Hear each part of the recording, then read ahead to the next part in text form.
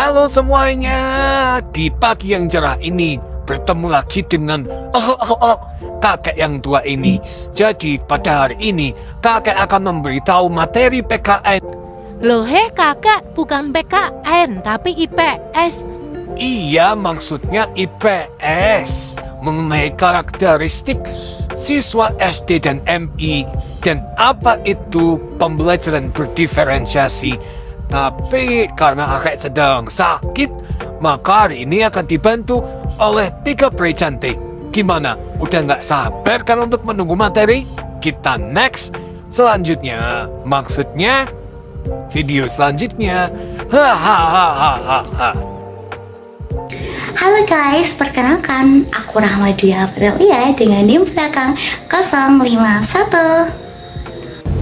Halo semuanya, dan aku Oktavani dengan NIM belakang 053. Perkenalkan, nama saya Nasyawa Pramudita Mahswari dari NIM 074. Seperti yang sudah dijelaskan oleh kakek di awal tadi, kita akan belajar mengenai karakteristik siswa SD atau MI dan seperti apa sih pembelajaran berdiferensiasi di mata pelajaran IPS. Sebelum itu kita cek lagi dari tim 8 itu siapa saja. Ini yang akan kita bahas di sini ada 6 poin nih. Yang pertama, pembelajaran berdiferensiasi, tujuannya, prinsipnya, karakteristiknya, tahapannya seperti apa, dan hambatan pembelajaran berdiferensiasi itu apa saja. Pembelajaran berdiferensiasi adalah pendekatan pengajaran yang menyesuaikan metode, materi, proses, dan lingkungan belajar untuk memenuhi kebutuhan individu setiap siswa. Kebutuhan tersebut meliputi kesiapan belajar, minat, gaya belajar, dan tingkat pemahaman siswa terhadap materi. Jadi, guru berperan sebagai fasilitator. Pada poin ini memiliki pengertian yaitu membantu siswa belajar sesuai potensinya masing-masing. Menurut para ahli seperti John Hatto dan Coral A. Tomlinson, pembelajaran ini memungkinkan guru berinteraksi dengan siswa pada tingkat pengetahuan yang sesuai, serta memodifikasi strategi belajar untuk mendukung keberhasilan siswa. Kalau kata KGM, singkat saja, pembelajaran berdiferensiasi adalah pendekatan yang memungkinkan setiap peserta didik berhasil sesuai dengan kapasitasnya. Hal ini penting karena setiap siswa memiliki tingkat pengetahuan yang berbeda terhadap suatu topik. Ada yang sudah memahami, ada pula yang benar-benar baru memahaminya atau baru menurut mereka. Baca aku yuk. Penggunaan pembelajaran berdiferensiasi akan menjadi penerapan kurikulum yang fleksibel dan tidak kaku, di mana hanya percaya pada satu cara saja untuk mencapai tujuan pendidik di sekolah. Pembelajaran berdiferensiasi untuk menciptakan kesetaraan belajar bagi semua siswa dan menjembatani kesenjangan belajar antara yang berprestasi dengan yang tidak berprestasi. Jadi pembelajaran berdiferensiasi ini benar-benar menyesuaikan gaya belajar setiap siswa. Oke semuanya, kita masuk pada tujuan berdiferensiasi. Apa sih tujuannya? Ada 6 tujuan ya. Apa aja? Kita kulik semuanya. Yang pertama adalah memenuhi kebutuhan individual siswa.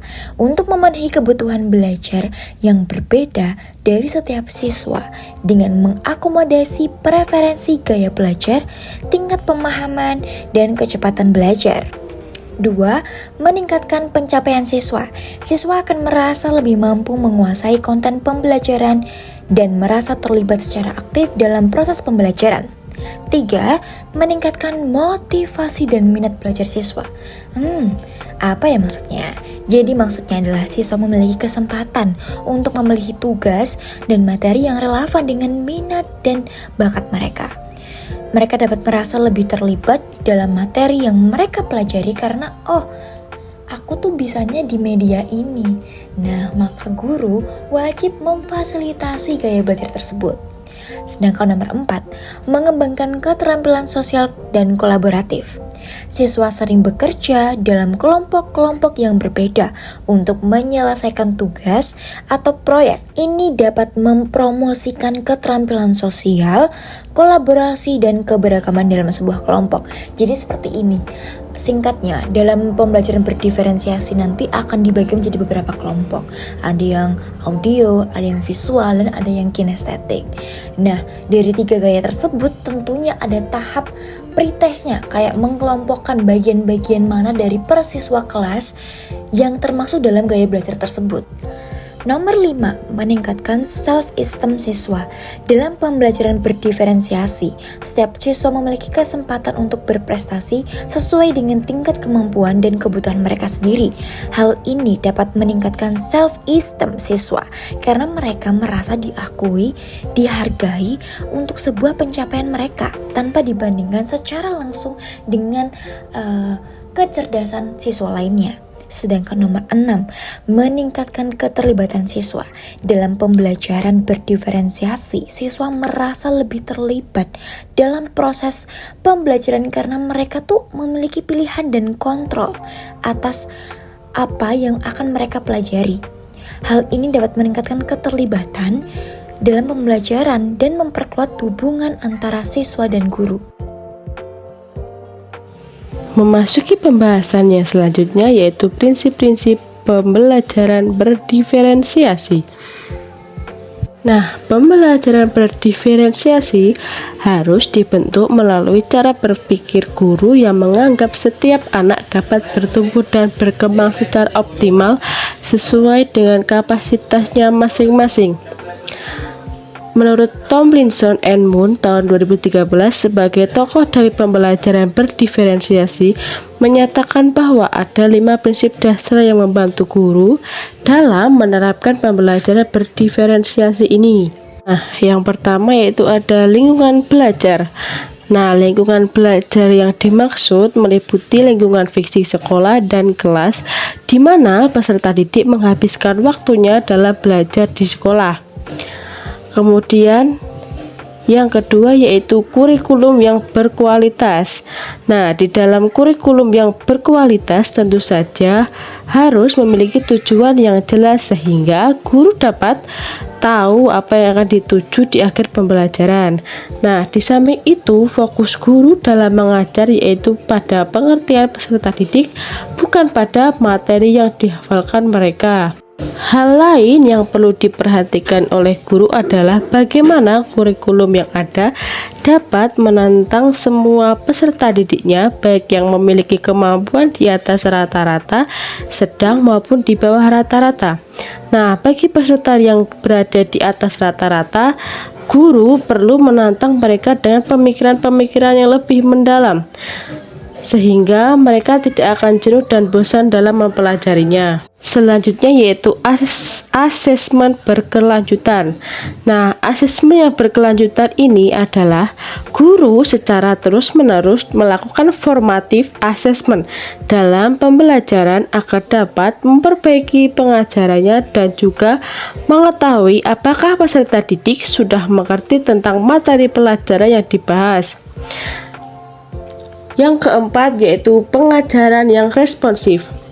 Nah, melalui asesmen di akhir setiap pelajaran, guru dapat mengetahui apa kekurangan-kekurangan dalam membimbing peserta didiknya. Oleh karena itu, guru dapat memodifikasi rencana pembelajaran yang sudah dibuat dengan kondisi dan situasi lapangan dengan hasil dari asesmen akhir yang dilakukan sebelumnya. Respon dari guru adalah menyesuaikan pelajaran berikutnya sesuai dengan kesiapan, minat, dan juga profil belajar peserta didik yang guru dapatkan melalui asesmen di akhir pelajaran. Nah, yang terakhir yaitu kepemimpinan dan rutinitas di kelas. Guru yang baik adalah guru yang dapat mengatur kelasnya dengan baik. Kepemimpinan di sini diartikan bagaimana guru dapat memimpin peserta didiknya agar dapat mengikuti pelajaran dengan baik dan mematuhi peraturan yang sudah diterapkan. Sedangkan rutinitas di kelas mengacu pada keterampilan guru dalam mengelola dan mengatur kelasnya dengan baik. Pembahasan selanjutnya yaitu karakteristik pembelajaran berdiferensiasi. Nah, di sini kita ada 4 karakteristik, yaitu yang pertama, pembelajaran berfokus pada konsep dan prinsip pokok materi pelajaran. Nah, dalam proses pembelajaran berdiferensiasi, pembelajaran harus berfokus pada konsep atau pokok materi pelajaran sehingga semua siswa dapat mengeksplorasi konsep-konsep pokok bahan. Yang kedua yaitu evaluasi kesiapan dan perkembangan belajar siswa diakomodasi dalam kurikulum. Kesiapan dan perkembangan belajar siswa harus dievaluasi untuk dijadikan sebagai dasar keputusan penentuan materi serta strategi pembelajaran yang akan ditetapkan. Yang ketiga yaitu ada pengelompokan siswa secara fleksibel. Siswa berbakat sering belajar dengan banyak pola seperti belajar sendiri-sendiri, belajar berpasangan maupun belajar dalam kelompok. Nah, oleh karena itu, pada saat tertentu siswa dapat diberi kebebasan untuk memilih materi pelajaran dengan media pembelajaran yang sesuai dengan kebutuhan mereka masing-masing.